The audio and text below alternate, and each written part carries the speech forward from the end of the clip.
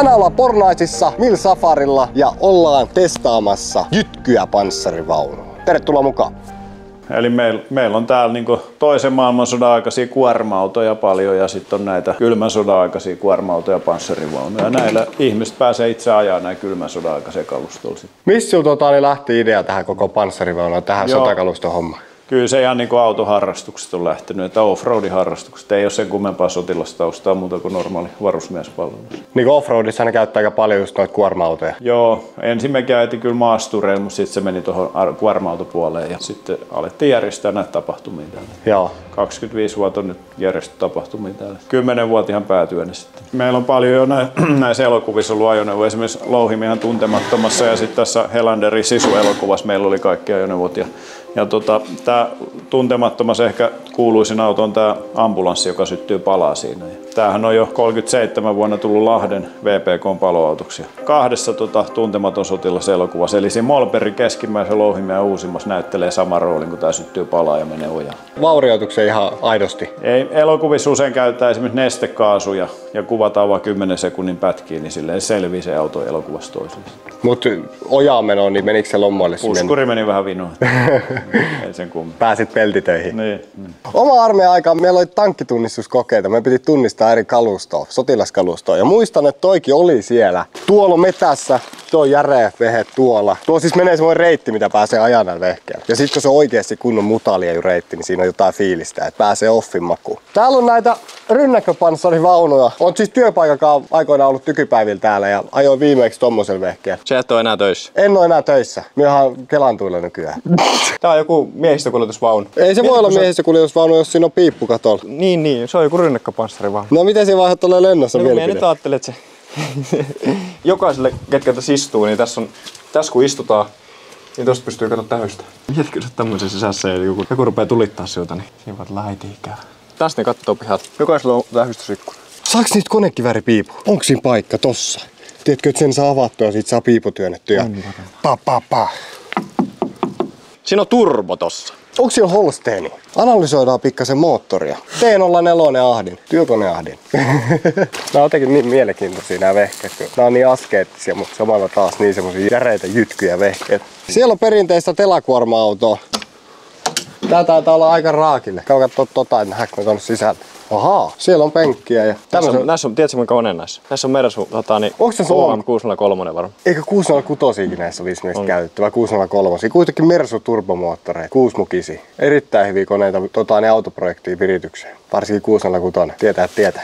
Täällä pääsee perinteisesti hernekettoa pyörittää soppatykit. Viimeisen päälle tehdään kunnon ruuat tuolla metässä. Tässähän onkin hyvä kuntoinen vanha Liso Defenderi. Aika hieno. Kenenköhän tämä on? Jatketaan.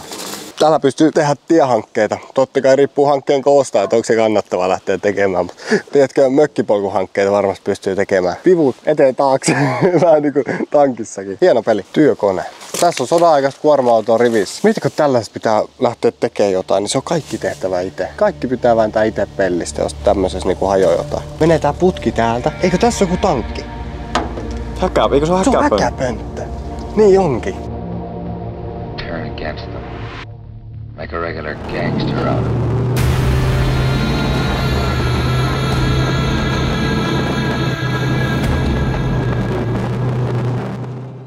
Mikä vaunu tää on? Tää on T55M, taistelupanssarivaunu. Mitä tää painaa? Tää painaa 36 tonnia. Paljon tässä on hevosvoimaa? Tässä on 600 hevosvoimaa. Onko se joku V8-mylly mikä tässä on? Tässä on V12, 38,8 litrainen moottori.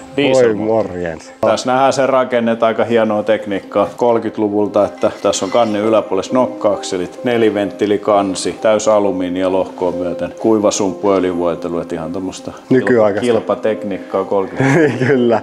Ja vapaasti hengittävä. Et sitten 72 ja T90 on ahdettuna sama moottori. Minkä vuoden tää on? Tää yksilö on vuoden 79 Puola-armeijan vanha, mutta tämmöisten suunnittelu alkoi 55 vuonna ja viimeiset valmistui 81. Mutta tää on niinku mallisarja viimeisiä. Tää on modernisoitu vielä 90-luvulla Puolassa. Pystyisikö täällä käytännössä lähteä ihan tekemään sitä työtä, mihin tää on tarkoitettu? Muuten, mutta nämä aseet, mitä meillä tässä on, niin nämä on deaktivoitu. Eli putki on hitsattu kummastakin päästä umpeen ja keskeltä on tanko vielä läpi ja sama konekiväärit on deaktivoitu. No mitä tämmönen möykky maksaa? Hinnat on nyt Ukraina ja Venäjän sodan takia noussut aika paljon. Vaunujen hinnat on moninkertaistunut. Kyllä näillä tosi hieno Mersun saa.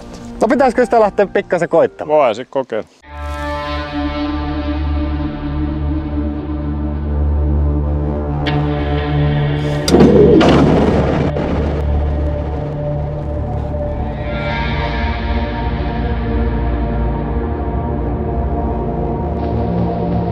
Turn against them. Make a regular gangster out of it.